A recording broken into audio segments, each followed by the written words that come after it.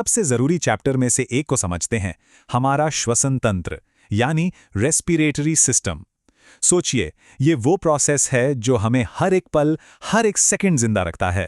तो चलिए शुरू करते हैं, और सबसे पहले एक बहुत ही बेसिक सवाल से। हम सांस लेते ही क्यों हैं? आखिर क्या जरूरत है? इसका सीधा सा जवाब है जिंदा रहने के लिए, है ना? पर असल में इसके पीछे की कहानी थोड़ी और गहरी है। और यहीं पर एक बहुत ज़रूरी बात सामने आती है, एक कन्फ्यूजन जो अक्सर होता है। देखिए, सांस लेना, जिसे हम ब्रीदिंग कहते हैं, और श्वसन यानी रेस्पिरेशन, ये दोनों एक चीज़ नहीं है। असल में श्वसन एक केमिकल प्रोसेस है जो हमारी बॉडी की हर छोटी से छोटी कोशिका के अंदर होता है। इसमें होता क्या है कि कोशिकाएं ऑक्सीजन और ग्लूकोज को मिलाकर एनर्जी बनाती हैं, और ये एनर्जी एटीपी नाम के एक मॉलिक्यूल में स्टोर होती है। इसे सेल की एनर्जी करेंसी भी कह सकते हैं। तो सांस लेना, वो तो बस इस बड़े प्रोसेस का एक छोटा लेकिन बहुत जरूरी हिस्सा है। तो आज का हमारा सफर कैसा रहेगा? हम इसे 4 हिस्सों में देखेंगे। पहले हम समझेंगे कि एनर्जी के लिए सांस लेना क्यों जरूरी है। फिर हम हवा के रास्ते को ट्रैक करेंगे कि वो शरीर में कहां कहां जाती है। इसके बाद हम देखेंगे कि गैसों का एक्सचेंज असल में होता कैसे है। और आखिर में एग्जाम के लिए जो सबसे जरूरी पॉइंट्स हैं, उन पर भी नजर डालेंगे।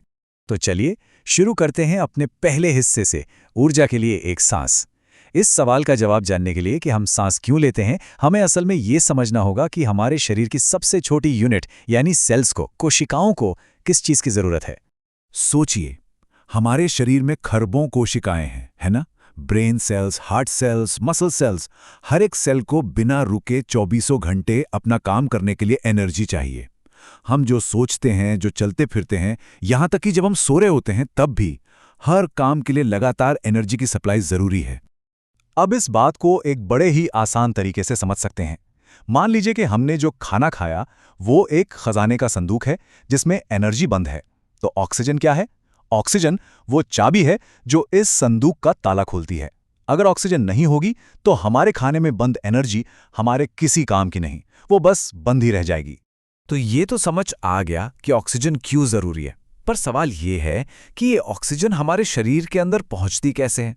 तो चलिए हवा के सफर पर निकलते हैं और देखते हैं कि रेस्पिरेटरी सिस्टम के कौन-कौन से अंग इसमें शामिल हैं। तो हवा का ये सफर शुरू होता है हमारी नाक यानी नासिका से। यहाँ हवा सिर्फ अंदर ही नहीं जाती, बल्कि उसे फिल्टर किया जाता है, थोड़ा गर्म किया जाता है और नम भी बनाया जाता है ताकि वो हमारे फेफड़ों के लिए परफेक्ट हो जाए। नाक के बाद हवा पहुंचती है ग्रिसनी या फेरिंग्स में। ये एक कॉमन रास्ता है हवा और खाने दोनों के लिए। और वहां से आगे बढ़कर हवा जाती है कंठ में, जिसे लैरिंक्स या हमारा वॉइस बॉक्स भी कहते हैं। अब कंठ से आगे बढ़कर हवा पहुंचती है श्वास नली यानी ट्रैकिया, जिसे हम विंड पाइप भी कहते हैं। ये विंड पाइप आगे जाकर 2 हिस्सों में बंट जाता है, जिन्हें श्वसनी या ब्रोंकाई कहते हैं, और ये दोनों सीधे हमारे फेफड़ों यानी लंग्स में खुलते हैं। लेकिन कहानी यहां खत्म नहीं होती। फेफड़ों के अंदर ये और भी पतली पतली नलियों में बंटती जाती हैं और आखिर में जाकर खुलती हैं लाखों छोटी छोटी हवा की थैलियों में, जो बिल्कुल अंगूर के गुच्छों जैसी दिखती हैं। इन्हें कहते हैं वायुकोश या एल्वियोलाई। और यहीं होता है असली खेल। तो लीजिए, हम अपनी मंजिल पर पहुंच गए हैं, वो जगह जहां सबसे जरूरी काम होना है, यानी गैसों का एक्सचेंज। ये वो मैजिकल पॉइंट है जहां हवा में मौजूद ऑक्सीजन निकलकर हमारे खून में शामिल हो जाती है। अच्छा, इससे पहले कि हम आगे बढ़ें, एक बार फिर से उस जरूरी अंतर को याद कर लेते हैं। ये एग्जाम के लिए भी बहुत इंपॉर्टेंट है। सांस लेना यानी ब्रीदिंग एक मैकेनिकल काम है, बस हवा को फेफड़ों के अंदर खींचना और बाहर छोड़ना। लेकिन श्वसन यानी रेस्पिरेशन एक केमिकल रिएक्शन है जो हमारे सेल्स के अंदर होता है, एनर्जी बनाने के लिए। दोनों में जमीन आसमान का फर्क है।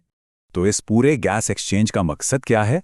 बहुत सिंपल, हवा से ताज़ा ऑक्सीजन को खींचकर खून में डालना ताकि वो शरीर की हर सेल तक पहुंच सके, और सेल्स में जो बेकार कार्बन डाइऑक्साइड बनी है उसे खून से निकालकर वापस फेफड़ों में भेजना ताकि हम उसे सांस के जरिए बाहर फेंक सकें।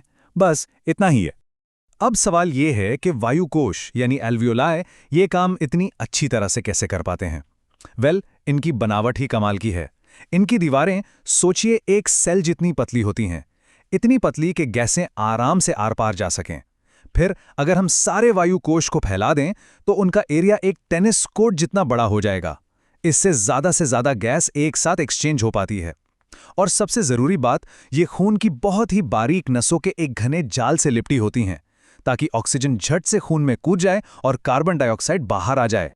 ठीक है, तो हमने पूरा प्रोसेस तो समझ लिया। अब आते हैं उस हिस्से पर जिसका सबको इंतजार रहता है, एग्जाम के लिए क्या क्या जरूरी है। चलिए कुछ की पॉइंट्स पर फटाफट नजर डालते हैं। तो देखिए, इन टॉपिक्स को तो बिल्कुल पक्का कर लेना है। सबसे पहले रेस्पिरेटरी सिस्टम का एक साफ सुथरा डायग्राम बनाना सीख लीजिए, लेबलिंग के साथ। दूसरा, गैस एक्सचेंज का जो पूरा प्रोसेस है उसे अच्छे से समझ लीजिए। तीसरा, ब्रीदिंग और रेस्पिरेशन, सांस लेना और श्वसन के बीच का अंतर, ये तो भूलना ही नहीं है। और हाँ, ऑब्जेक्टिव क्वेश्चंस और पिछले साल के पेपर्स को सॉल्व करना तो समझ लीजिए कि बहुत ही फायदेमंद रहेगा। तो कुल मिलाकर जो सबसे बड़ी बात हमें याद रखनी है वो क्या है? वो ये है कि श्वसन का मतलब सिर्फ सांस लेना और छोड़ना नहीं है। ये वो असल जीवन देने वाली प्रक्रिया है, वो पावर हाउस है जो हमारे शरीर की अरबों खरबों कोशिकाओं में से हर एक को जिंदा रहने और अपना काम करने की ताकत देती है। तो हमने ये तो देख लिया कि ऑक्सीजन सेल्स तक कैसे पहुंचती है, लेकिन एक सवाल अभी भी बाकी है। उस सेल के अंदर पहुंचने के बाद ऑक्सीजन और